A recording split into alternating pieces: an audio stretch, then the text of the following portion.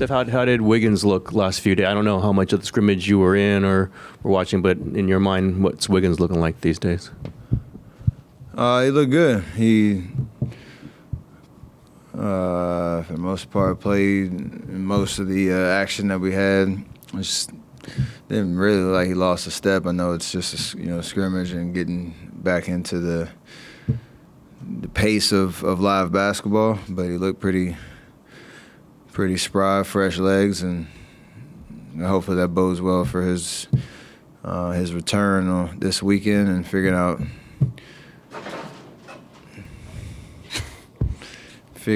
how many minutes he'll play and all that type of stuff. But he looked great. Steph, how much do you anticipate pace and transition factoring to the series? I mean, a lot. They like to get up and down, so do we. I'm sure the playoff atmosphere it'll be pretty chaotic at first, just feeling each other out, and then you'll settle into whatever pace it does, present itself to be. And all it takes for us is just a little bit of focus on, again, taking care of the basketball and not feeding it into their transition offense, because they have a lot of weapons and they play with a lot of speed, and obviously D-Fox downhill is a problem. So kind of want to give yourself the best chance by having good offensive possessions. We want to play as fast as we normally do, but we want to make sure we take care of the ball so that we can have our defense set as much as possible and do what we do. Steph, how important is it to get game one in a series, especially when you start on the road, to set the tone and let them know you guys are there? It's always helpful, especially when you're the lower seed, start on the road, to make your presence felt. Everybody says that try to steal game one type vibe. Like we just want to give ourselves a good opportunity to get off to a good start in that game. First quarter, first 12 minutes are so important to establish yourself. We obviously have to win one up there to win the series. So we'd like it to be game one, and you want to just have another level of focus and intention about everything that we're doing on both ends of the floor. To give ourselves the best shot to do that. So we know it's going to be tough. They've been a great team all year. They've had a great season. Mike B knows us well. We know him well. So the adjustments and all that stuff will be interesting throughout the series, but I want to get off to a good start. Steph, Kevon said that a lot of people don't know what he does for a team behind the scenes. Whether we go back months ago when he kind of helped keep the group together, the two of you, to playing all 82. I mean, we see that part, but he has to communicate with every guy on the team. And how have you seen him evolve to be able to be that kind of, I don't know if peacemaker is the word, but just steadying force when necessary? I think Coach called him the moral compass of the team earlier this year, which is pretty accurate in the sense of he's like a true veteran, but closer in age to some of the younger guys, and it's kind of seen all different types of roles on our team, from his early in his career back and forth to G League, to playing spot minutes, playing in the finals, to dealing with some injuries, to now being Iron Man Loon, playing 2 seasons in a row, all 82, and leading the league in offensive rebounds, and what he did for us in the playoffs last year. So, like, you name the list of contributions he has, but he has an amazing perspective on all those different kind of parts to our team and organization, and can communicate pretty well to everybody in the locker room, and his voice, it matters when he speaks up. And he just brings great energy, pretty much every day, even game days, making sure everybody's locked in, even pregame, before we even take court for 2-line layups, like just making sure everybody's excited to go play. He does it in a very unique way. So all of it matters, contributions on the court, off the court, and and he's as important to the fabric of our or team culture as anybody. Steph, you've seen so many of these playoff matchups. Do you go in anticipating what a team might do, or do you kind of see what they do and then adjust as they go? And how fun is the strategy of how teams are going to guard you? You have to assume that they're going to stay true to their DNA that's made them successful. That's what we do going into a playoff series, and then those adjustments happen based on how each game kind of unfolds, even in-game adjustments based on certain momentum waves and all that. So, there's an idea that you are who you are, and you try to be the best version of that going into a series to get off to a good start, and then hope you have the IQ and the ability to make adjustments that are necessary. And we love the playoff atmosphere of that, but you don't really try to outsmart yourself going in to the series. Just be prepared, be knowledgeable about what they do well, what our game plan is on both ends of the floor, and just execute it. Because there's an element of, you're not going to play your A+ game every night, but you want to get as close to that as possible, and then the adjustments can hopefully help you get over the edge. Do you ever get surprised anymore, or was like maybe Game 3 of the finals was the last time? 2019. Oh, the boxing one? You seemed surprised after that one. I probably wouldn't be surprised if Mike B does it. We did it a lot when he was running the defensive show here. So there's nothing to be surprised about. It's just a matter of we hadn't had any experience with that up until that point, so you're trying to figure it out. But all that's in the memory bank to go back to on in-game adjustments and being able to respond with whatever the defense is throwing at you. I think you single-handedly brought back the word janky in that occasion. I did. Yeah. I did. What do you think about the way the officiating changes in the postseason, and do you like those differences? Yeah, as long as they're consistent. We can play in any style or the way any game is called, as long as it's consistent on both sides, and we can make those adjustments pretty well. So we're never really worried about that. And the biggest thing is, in the regular season, it's a lot easier to get consumed by the refereeing because it's changing from game to game and the style of play is changing. So, from night to night based on playing different teams, I think it's less. It's frustrating when it doesn't go your way, but it's less of an issue in the terms of like consuming your energy, because it's more about, again, executing and figuring out those momentum swings and trying to get ahead of that so that you can always be in control of what's happening on the floor. So I think that's kind of my perspective. You just hope that everything is consistent, whether it's physical, whether it's ticky-tack, whatever it is, so that we can kind of settle into that and just play basketball. Steph, beyond the strategic stuff that Marcus asked about, how is the postseason different? You've been through this so many times, but how does it feel different to you going into a postseason game, and how does the game feel different? And along those lines, last year when you got back for the first time in a couple of years, how eager were you to get back in that realm?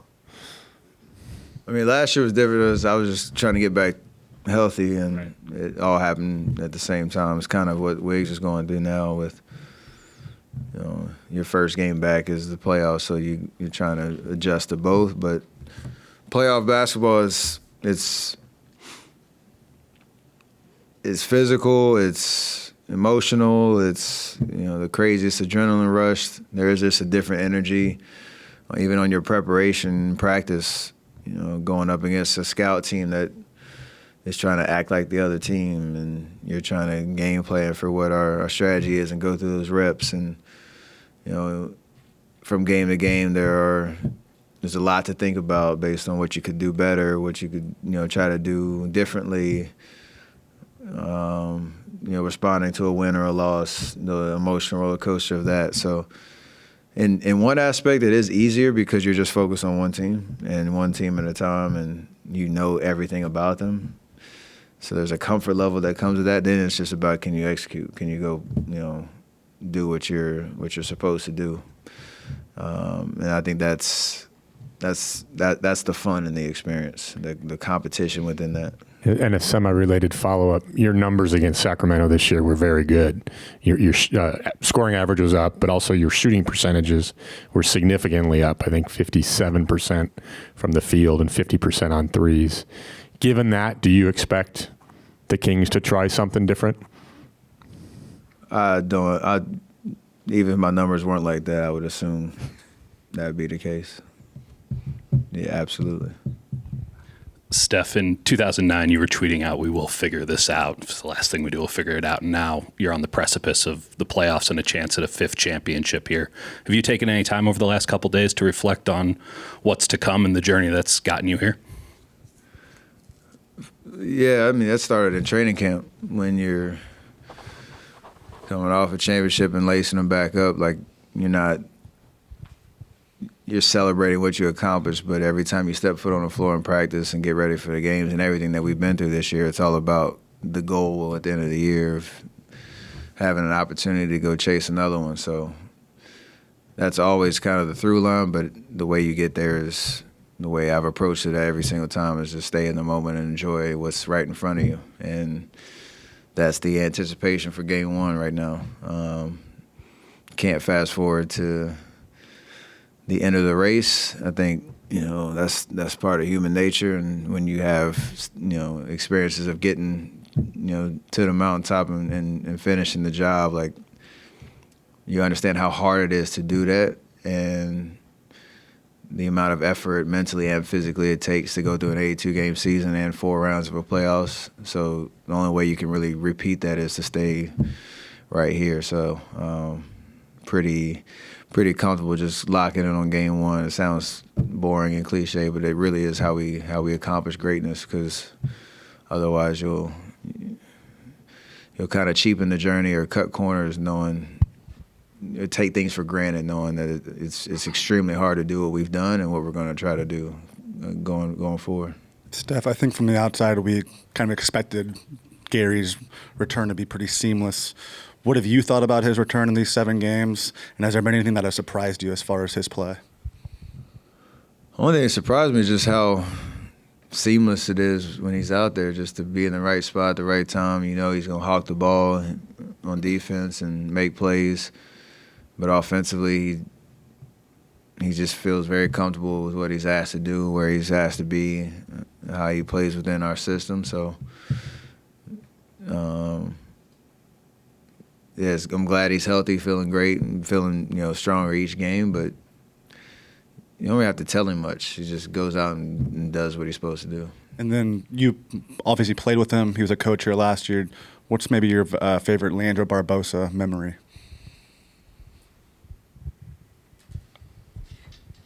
All the videos we used to do on the plane, singing that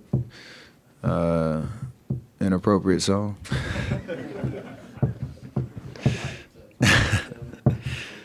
You spent that time telling us that you want to stay in the moment. I totally realize that, but I will ask you maybe to move aside a little bit on that. But we know Draymond's contractual situation. We know Bob Myers' contractual situation. We know at some point this is going to end.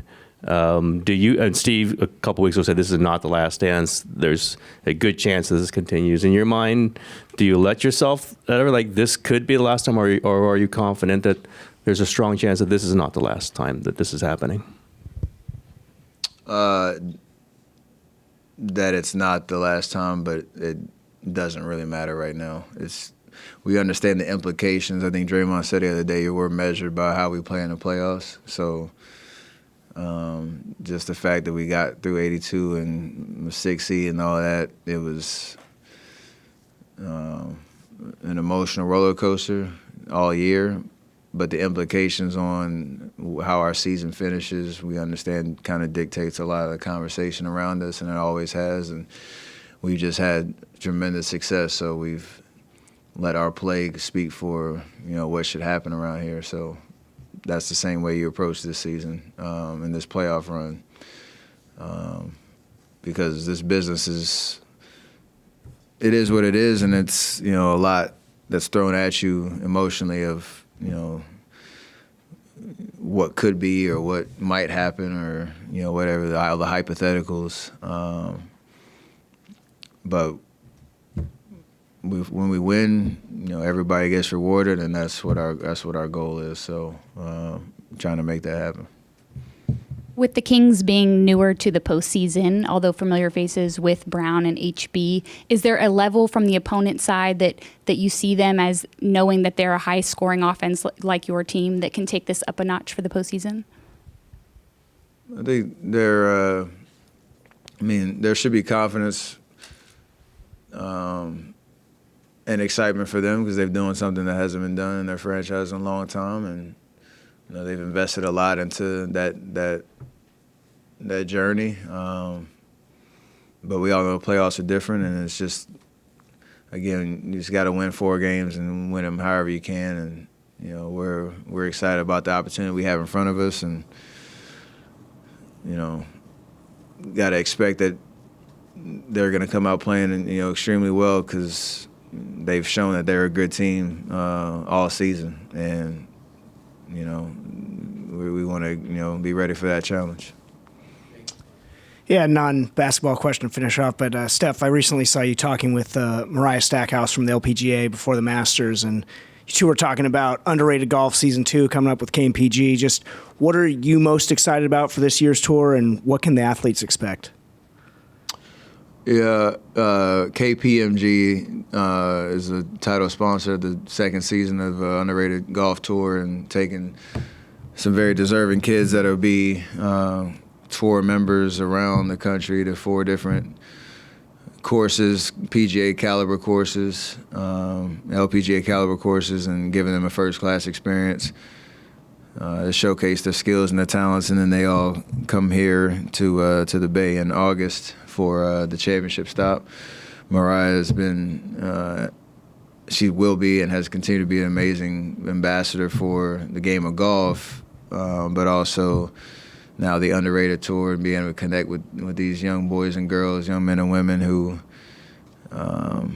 she's kind of walked the walk that they're on and been blessed by the game, but wants to give back to it. So it's amazing that she believes in what we're doing on the tour, and having KPMG backing us up and doing some amazing things, by creating this experience for these kids. It's going to be awesome. So really excited about the fact that we're only in season 2 and we have some amazing momentum behind what we're doing.